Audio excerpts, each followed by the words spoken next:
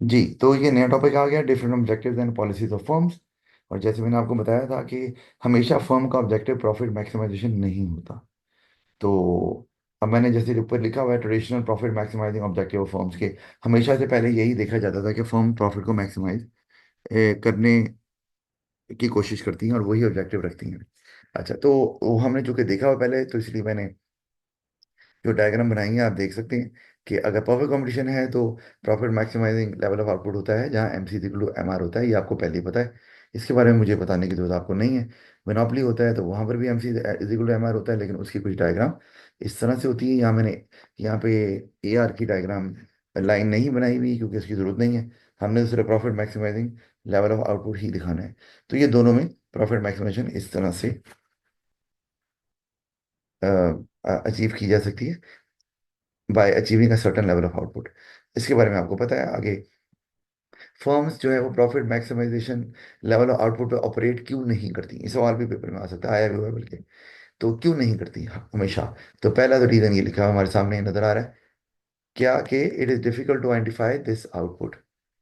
ये वाली जो आउटपुट है ना, क्योंकि M C is equal to M R है, और एम सी में आपकी जो एडिशनल चेंज आ रहा है वो, तो अगर आप ज़्यादा एक्यूरेटली मैयर नहीं कर पा रहे, तो मार्जिनल कॉस्ट को भी आप इतनी अच्छी कॉस्टिंग नहीं कर रहे, तो फिर आपको प्रॉब्लम होगा। वो लेवल ऑफ आउटपुट आप नहीं डिटरमिन कर सकते, क्योंकि आउटपुट तो आप मेजर कर सकते हैं कि कितनी बन रही है, लेकिन एमसी और एमआर, उसमें आपने एडिशन देखना है कि रेवेन्यू में कितना हो रहा है। तो उसमें समटाइम इशू होता है कि आप exactly M C M R नहीं डिटरमिन कर पाते at a certain level of output. तो वो फिर आप, अच्छा उसमें क्या, द फर्म में सिंपली वर्क, तो वो क्या करते हैं, वो work out the average total cost and then add on a standard profit margin in order to determine the selling price. यानी कि आपने पढ़ा भी हुआ ओ लेवल में, कॉस्ट प्लस प्राइसिंग आगे लिखा भी हुआ है कि गवर्नमेंट वो फिर ये रख लेते हैं कि अच्छा हमारी ये कॉस्ट है, क्योंकि जब नहीं निकल रही मार्जिनल कॉस्ट और मार्जिनल रेवेन्यू प्रिसाइजली, तो आप फिर देख लेते हैं चलो नहीं पता तो हमें पर यूनिट कॉस्ट तो पता है ना, टोटल कॉस्ट का तो पता चल रहा है ना कितनी है। तो डिवाइड करके आपने पर यूनिट कॉस्ट निकाली, और उसमें आपने एक सर्टन प्रॉफिट जो आपको चाहिए वो आपने ऐड कर दिया, तो आपको एटलीस्ट ये तो श्योर होता है कि भाई इतना प्रॉफिट तो हमें हो रहा है। मैक्सिमाइज हो रहा है कि नहीं हो रहा, वो आपने छोड़ दिया, और उसका रीज़न मैंने आपको बता दिया। तो एक ये भी वजह है जिसकी वजह से वो फिर कॉस्ट प्लस प्राइसिंग को इस्तेमाल करके एक सर्टन लेवल ऑफ प्रॉफिट जो है ना वो obtain करने लग जाते हैं, क्योंकि उसमें उनको सर्टनटी होती है, श्योरिटी होती है कि इतना तो हमें पर यूनिट प्रॉफिट आएगा ही। अच्छा, और जब आप कॉस्ट पर प्राइसिंग करते हैं तो उसमें जारी बात है आपका जो मैक्सिमम प्रॉफिट जो आप अचीव करना चाहते हैं वो नहीं होगा, क्योंकि उसमें आपकी कॉस्ट और M C zero to M R तो हम देख ही नहीं ना रहे वहां पर।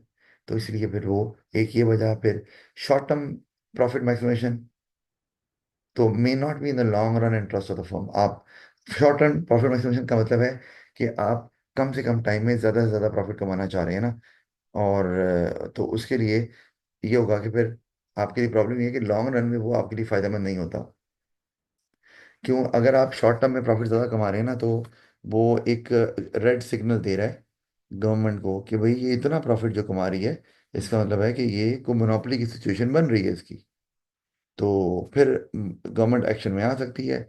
गवर्नमेंट की जो वो रेगुलेशन है वो आ सकता है कि आ जाए, या गवर्नमेंट जो है वो उसको प्राइवेट नेशनलाइज कर दे, या गवर्नमेंट उसको फोर्सफुली जो है ना वो डिवाइड कर दे इनटू डिफरेंट बिजनेसेस, यानी कि कहे उनको फोर्सफुली कि सेल ऑफ कर दें। तो इसलिए भी आप कहते हैं कि अगर हमने ज़्यादा प्रॉफिट कमाना भी है तो आहिस्ता आहिस्ता लॉन्गर रन में इस प्रॉफिट को गेन करें, ना कि एक ही दफ़ा इकट्ठा एक शॉर्ट बर्स्ट में ये गेन कर लें, क्योंकि शॉर्ट बर्स्ट में गेन करेंगे तो वो गवर्नमेंट की नोटिस में आ जाएगा। लेकिन अगर लॉन्ग रन में आप इकट्ठा कर रहे हैं पैसा, तो गवर्नमेंट के नोटिस में उस तरह से वो नहीं आ रहा। तो एक ये वजह भी हो सकती है। अच्छा, उसकी एक और वजह भी है, बार वो नीचे आ रहा है तो मैं वही बताऊंगा।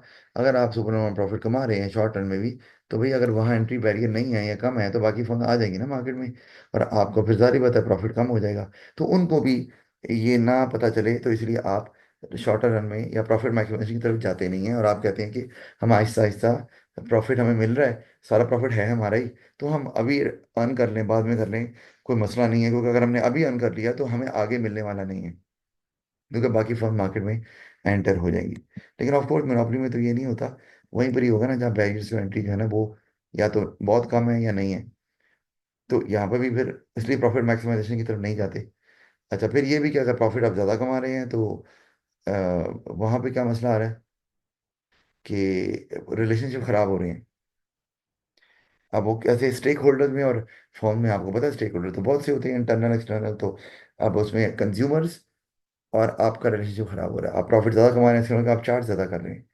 तो कंज्यूमर क्या है जी, हमारी परवाह नहीं कर रहे, सिर्फ अपने प्रॉफिट को देख रहे हैं। तो they may have concerns regarding the business, and in the longer run they might switch to some other business. Workforce concern कर सकती है कि भी प्रॉफिट कमा रहे हैं, हमारी वेजेस क्यों नहीं बढ़ा रहे। ठीक है, कि उनको पैसे मिल रहे हैं, हमें नहीं मिल, शेयर होल्डर को प्रॉफिट मिल रहा है, हमें नहीं मिल रहा। तो ये इशू आ सकते हैं। और they are customers and workers both are important, equally important for your business. Workforce helps you to produce goods and services, और that helps to satisfy consumers needs and wants, और उसी से आपको प्रॉफिट होता है। तो वही अगर आपका मतलब कॉन्फ्लिक्ट आ जाएगा तो इशू है। इस तरह कंज्यूमर्स भी once they go away annoyed, they would never come back। फिर तो ये एक इशू है जिसकी वजह से आप नहीं जाते प्रॉफिट मैक्सिमाइजेशन मैक्सिमाइजेशन की तरफ। फिर प्रॉफिट मैक्सिमाइजेशन मैंने आपको जैसे बताया कि ये मैनेजमेंट को अपील नहीं करती, क्योंकि मैनेजमेंट में वही बात कि प्रिंसिपल एजेंट प्रॉब्लम अभी ऊपर पड़ी है। वो कहते हैं भी प्रॉफिट ज़्यादा होने से हमें हमारी सैलरी थोड़ी बढ़नी है, हमारी सैलरी तो लिंक करती है रेवेन्यू के साथ, तो एक्सपेंशन की तरफ जाना चाहिए। तो प्रॉफिट मैक्सिमाइजेशन जो है ना, मैनेजमेंट, इसलिए भी मैनेजमेंट वही प्रिंसिपल एजेंट प्रॉब्लम लाके ग्रोथ को ऑब्जेक्टिव रखती है, प्रॉफिट मैक्सिमाइजेशन को नहीं रखती। तो ये डिफरेंट रीजंस हैं जिसकी वजह से profit maximization as a business objective जो है वो सेट नहीं किया जाता। कोई सवाल है आपका यहाँ पर?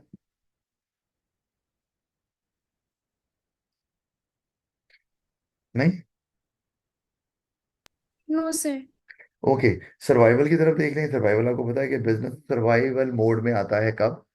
अगर कंपटीशन ज़्यादा हो जाए, अगर रिसेशन आ जाए, तो उस सूरत में आपको, या गवर्नमेंट ने कोई बहुत हैवी टैक्सेस लगा दिए हैं, या रेगुलेशन ऐसी आ गई है जिसकी वजह से आप ज़्यादा प्रॉफिट नहीं कमा पा रहे, तो फिर आप सर्वाइवल मोड आपका ऑब्जेक्टिव भी हो। कंपटीशन ज़्यादा हो गया तो प्राइस कम करेंगे ना, प्राइस कम करेंगे तो फिर प्रॉफिट मैक्सिमाइजेशन की तरफ थोड़ी ना जा रहे हैं आप। इसी तरह रिसेशन आ गया तो वहाँ पर भी आपको ये करना पड़ सकता है। तो वहाँ पर भी फिर तो ये इन सूरत हालात में आप फिर सर्वाइवल मोड में जाते हैं, उसमें आपकी कॉस्ट जितनी भी कवर हो रही है, आप कहते हैं ठीक है, टाइम बाय करो, ताकि हम इस मुश्किल सिचुएशन से निकल जाएं, and we can earn profit later on in the time to come.